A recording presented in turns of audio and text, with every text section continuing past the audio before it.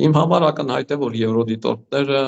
անընդհատ մեր հետ չեն լինելու, որ ինչ որ պահի եվրոդիտորդները պիտի հեռանան։ Եվ եվրոդիտորդների ներկա գտրվելու ժամանակը մենք պետք է օգտագործենք նրա համար, որպեսզի ստեղծենք այնպիսի իրավիճակ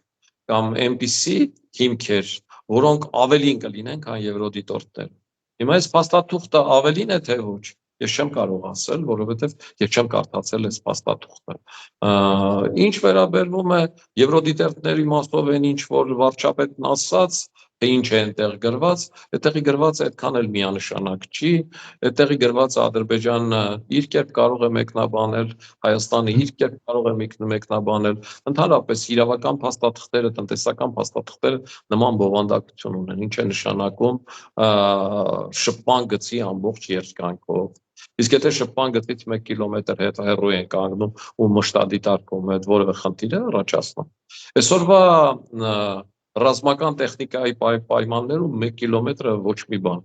Այսօր հրետանին, երբ որ աշխատում է 25-30 կիլոմետրի վրա։